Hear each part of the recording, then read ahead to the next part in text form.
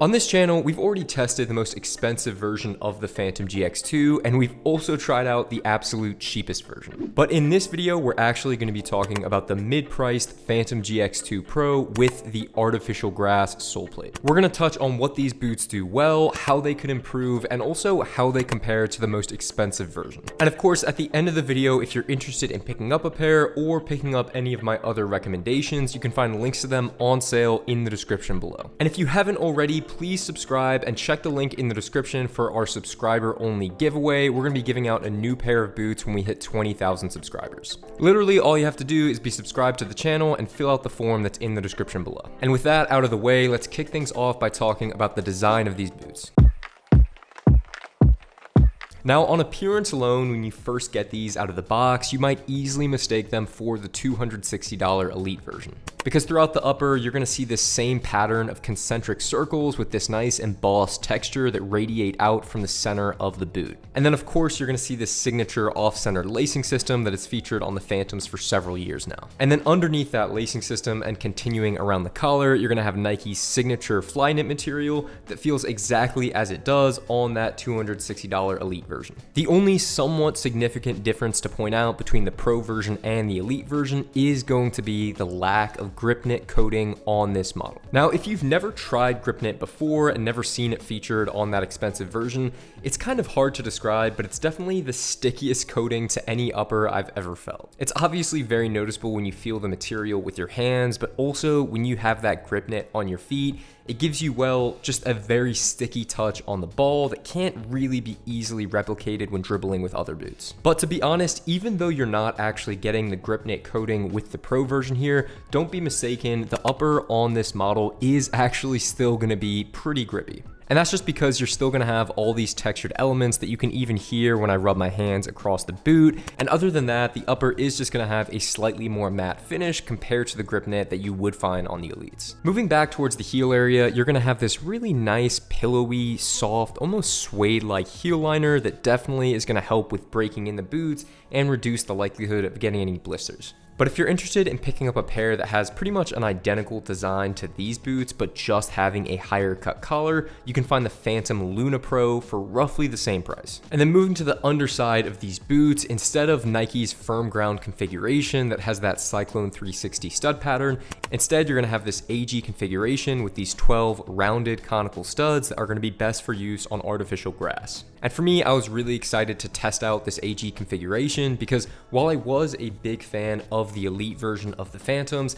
I actually wasn't a huge fan of that firm ground sole plate. I thought that Cyclone 360 pattern was almost too aggressive and kind of limited how much I could rotate when I was wearing the boots. With these shorter, more rounded studs, they're just gonna allow you to pivot a little bit more freely when you're wearing the boots, and you're gonna have a slightly lower risk of the studs getting caught in the playing surface. And another thing I like about this sole plate is while it is intended for use on artificial grass, it's actually really versatile and you can easily get away with using this on firm ground natural grass as well. In other words, it's a lot easier to take a pair of boots with an AG sole plate over to natural grass than it is the other way around and taking a firm ground sole plate over to artificial grass. Overall, for 160 bucks, the design feels premium and hits all the marks I would expect it to. Next up, let's talk about how the boots feel on feet. Now, getting these boots on feet for the first time, I was definitely taken back to when I first tried on the Elite version, and just like with that Elite version, I think this boot fits well in some areas, but not so great in others. First up, the midfoot of these boots, so pretty much right underneath where this lacing system is, feels very accommodating. You get all that stretch from the fly knit material, so it's easily gonna fit most foot shapes throughout the middle of the boot there. And then where things go a little bit wrong for me is that once you get past the end of this lacing system towards the very front of the boots, they just taper pretty aggressively towards the toe box. And I actually feel that the taper at the front of the Phantoms here feels even a little bit more aggressive than on the Tiempos and the Vapors. And while most football boots you find on the market are gonna have this somewhat torpedo-like design where they narrow out towards the front, I think Nike could have gone with a slightly more rounded and anatomical shape here, maybe allowing for another ½ centimeter or so towards the front of the boots. Just for the sake of comparison, here's the Adidas Copa Gloro, and you can just see that at the front of the toe box, while they have a similar design aesthetic, you're actually going to be getting a little bit more space, maybe around a centimeter or so, towards the front of the Gloros. The Furon V7 is another boot that's actually kind of similar to the Phantoms in that it has that off-centered lacing system, and it's advertised as an aggressive modern speed boot, but it does have a little bit more room towards the front. Now, other than that, the ankle area feels really nice and premium. You definitely notice the cushion support you get towards the back of the boots here, and the Flyknit feels really soft and stretchy around your ankle. As far as sizing is concerned, I got these in my standard 10.5 US, and the length worked perfect for me. So if you are interested in picking up a pair, I would definitely recommend going true to size. So for those of you who have feet that tend to run on the average to slightly narrower side, I actually think the fit of these boots should work pretty well for you. But if your feet are a little bit wider, especially towards the toe box area, you might find these to be a little bit constricting. Next up, let's move on to what these boots were like to play in.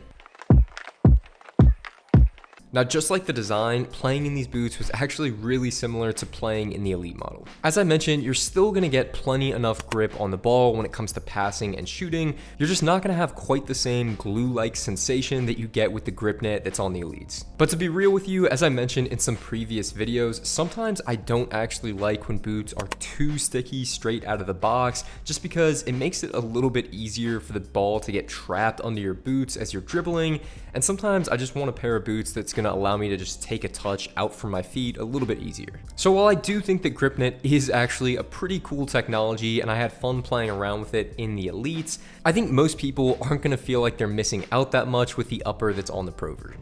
In terms of lockdown, both the Flyknit material and the lacing system here are going to deliver a ton of security. I didn't notice any slipping towards the heel area or the front of the ankle. Now, in terms of the artificial grass sole plate, I definitely felt that this was a big improvement compared to the experience I had with the Cyclone 360 FG pattern. When dribbling and making sharper turns on the pitch, I just felt a lot more comfortable and I felt like I had more free rotation with these conical studs. Honestly, if I was playing on artificial grass or natural grass, I still think I would gravitate towards this configuration. While the ankle and midfoot were really comfortable and the lockdown was great on these boots, probably the only complaint I would have, as I mentioned previously, is just that I wish I had a little bit more space towards the front of the toe box. But nevertheless, for those of you who are interested in the Phantoms, if you happen to play on artificial grass far more than you do on natural grass, I can easily recommend this stud configuration compared to the FG version. All right, next up, let's talk about the value of these boots.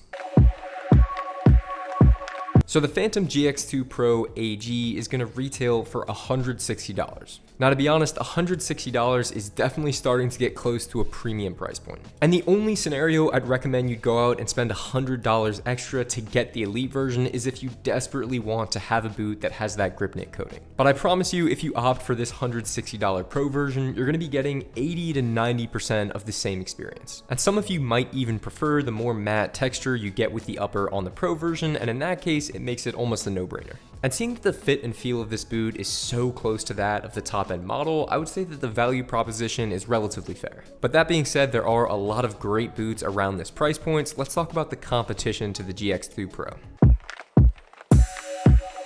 Now, as I mentioned, if the grip knit is going to be a priority for you and it's an absolutely must-have feature, then you would have to go with the $260 Elite version. But if you're just looking for another great boot from Nike around this price point, I might push you towards the Tiempo Legend 10. Because the Legend 10 Pro actually retails for just around $130, probably because it's been out several months longer than the Phantom. And I've already said before in my review that the Legend 10 Pro from Nike is one of my favorite takedown boots that you can get. And while not incredibly wide fitting, the Tiempos are going to offer you just a little bit more space in the front of the boots compared to the Phantoms. And not only that, but you can also pick up the Tiempos in both firm ground and artificial grass variations, just like the Phantoms. Now, a true wide-fitting alternative to the Phantom GX2 Pro here would be the New Balance Tekela V4 Pro. Now, the Tekela actually bears more resemblance to the Phantom than you would think. It's going to have a synthetic upper with some embossed textured elements, but more importantly, it's also going to have kind of a Flyknit-like material running through the center of the lacing system and around the collar. In fact, around the ankle and the midfoot, the Tekelas fit very closely to the Phantoms.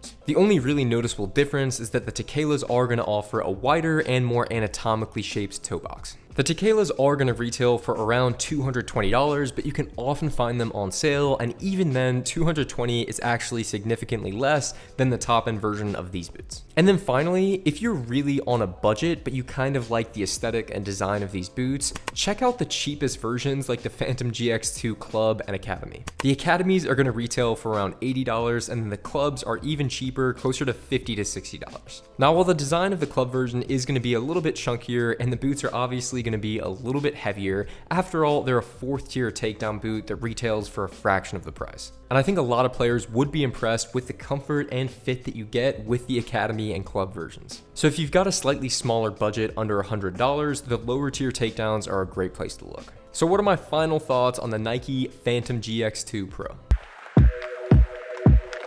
Despite the lack of grip knit in this model, the GX2 Pro is actually a really impressive imitation of the GX2 Elite. And if you have average to slightly narrower feet, these boots are definitely going to be worth checking out. But if you're looking for a pair of boots with a similar build quality and just a little bit more room towards the front of the toe box, I'd push you towards checking out the Tiempos from Nike, or better yet, the Tequelas from New Balance. And guys, that is going to do it for this video. Please let me know in the comments below if you've gotten a chance to try on these boots and what you think of them. Thank you guys so much for watching. Leave a like if you've enjoyed the video, and I will see you in the next one.